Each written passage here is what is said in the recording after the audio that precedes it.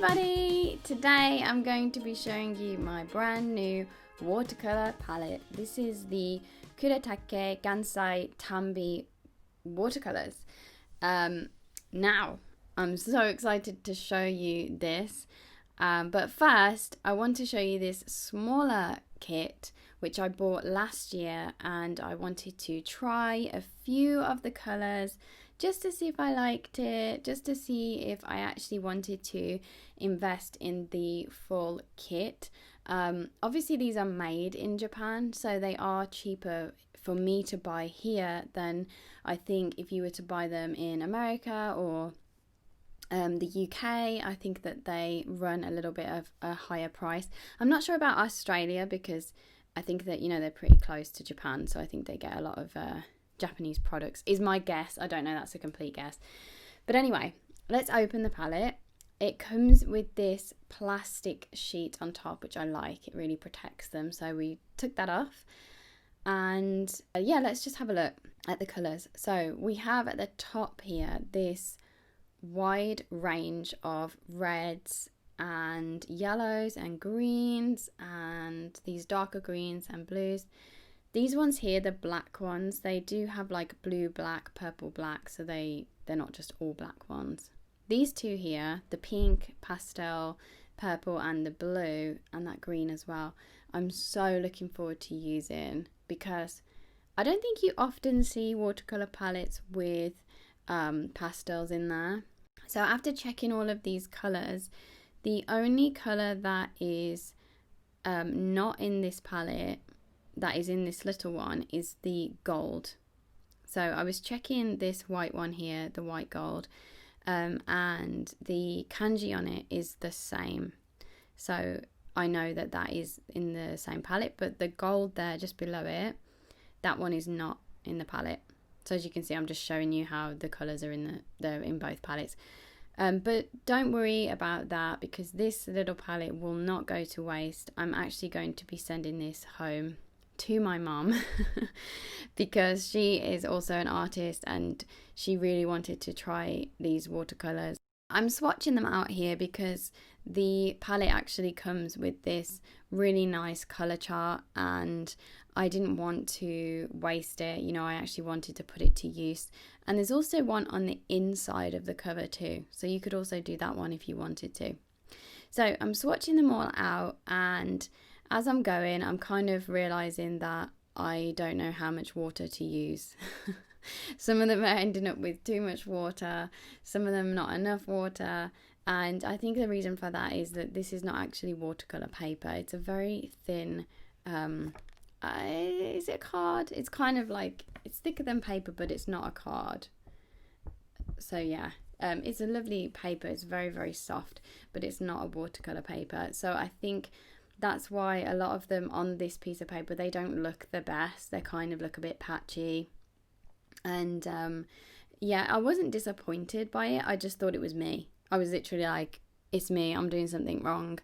Some of them are coming out really pigmented and shiny, and others are coming out really like, you know, patchy. So I wasn't really happy with this test, and I looked at another test I'd done on a watercolor paper, and I thought, yeah, I'm going to do it again.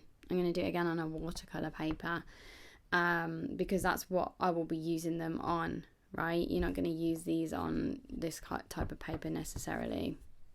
So here is my swatches that I did on watercolor paper, and look at that, it's so pretty.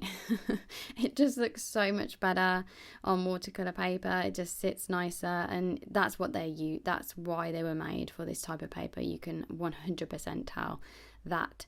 However, this piece of paper will not go to waste, because I am using this to look at the color names, and yeah, it won't go to waste. It will go in with the other one. But look at the difference.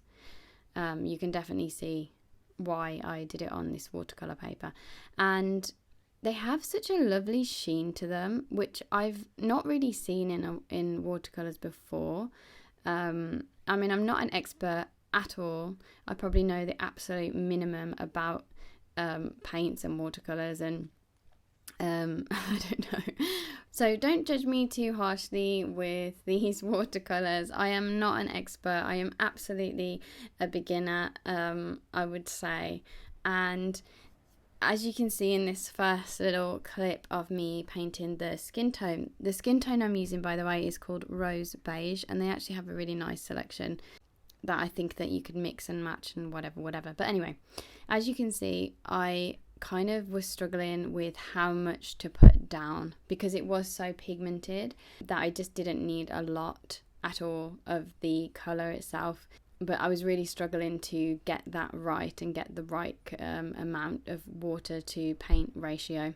So you'll see me struggling with that a little bit. And look at those cheeks. I mean, they're there. You cannot not see them. But I don't mind it. I think they look cute, and yeah, I don't mind it at all. Like, I think the whole point of watercolor is that you just don't know how they're going to react in a way. You can only control them so much, right? But so with this stem here of the mushroom, I wanted to mix 3 colors together. So I put down a wet base first where I wanted the water to go, and then I put down sap green deep, sap green and sap green light, because I thought, you know, they're the same color, so they'll mix together nicely, was my thinking. But I was surprised actually, like, how well that worked. And I know it's kind of, you know, well, obviously it's going to work, like that's how watercolors work, but when you've not tried a technique before and then you do it and it works, I don't know, it's just so satisfying to me. I'm just like, oh wow, that actually worked. Like, so I really like the way it blended at the bottom. I was really happy with the stem of the mushroom. It just looks so pretty, and as it dries, you'll see it just looks even better. I was painting little sections and then waiting for them to dry and then going back to that section, and part of me was really wondering how that dress would look if I'd actually let the colours blend into one another. Because when I was a bit younger, I used to just grab my mum's watercolour kit and just go absolute ham with it and just not really have any sort of direction or any knowledge of watercolour at all, and they would just all blend into one another. And there was definitely something free about not knowing these sort of techniques, you know. I just always thought watercolours were just messy, and I enjoyed that.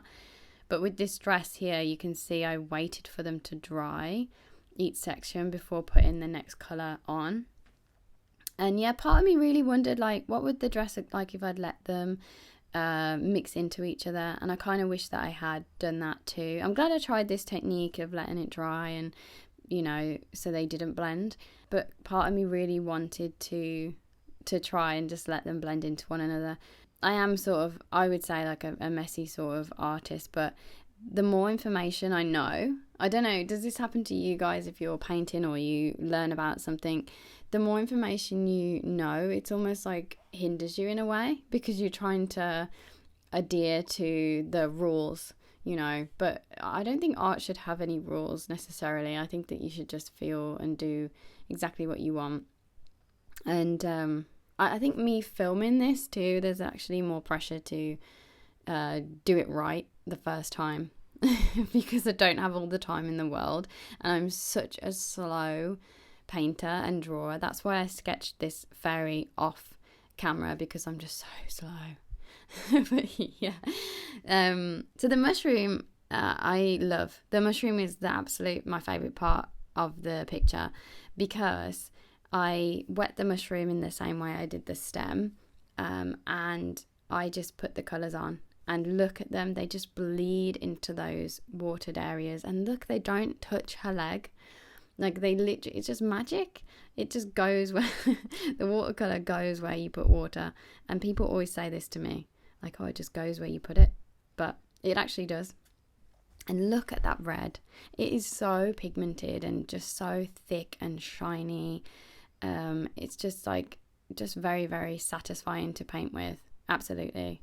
I also put some little droplets of water randomly so the paint would hopefully separate, because, you know, I wanted it to look like it came from the earth. I wanted it to look more like fungus, because it is.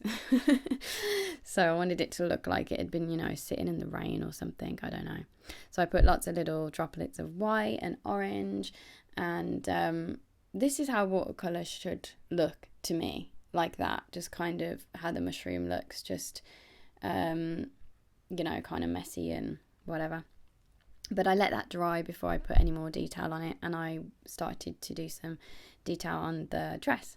But yeah, isn't this a cute little fairy? I don't even know. I've drawn mushroom fairies before, and I think it's just, you know, a mushroom fairy is just however you imagine her to be.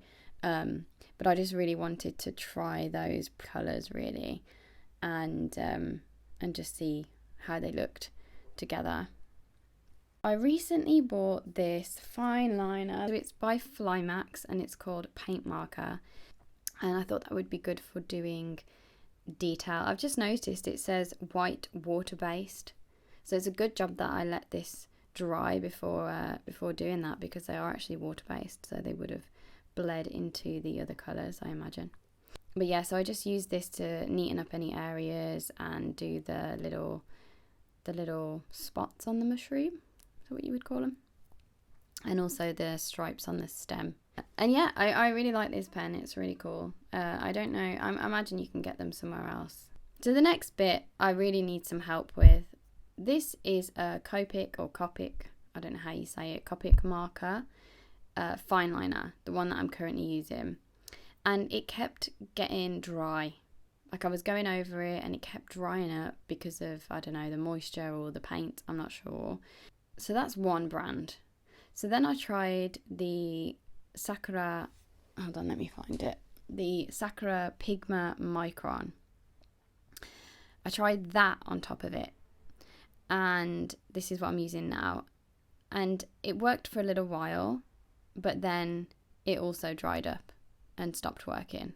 And I was getting so frustrated because obviously the different sizes that I was having to use, it just really irritated me. But it was working well for longer than the Copic one was. And then the one that I've just picked up that's in my hand now is actually used for Japanese calligraphy.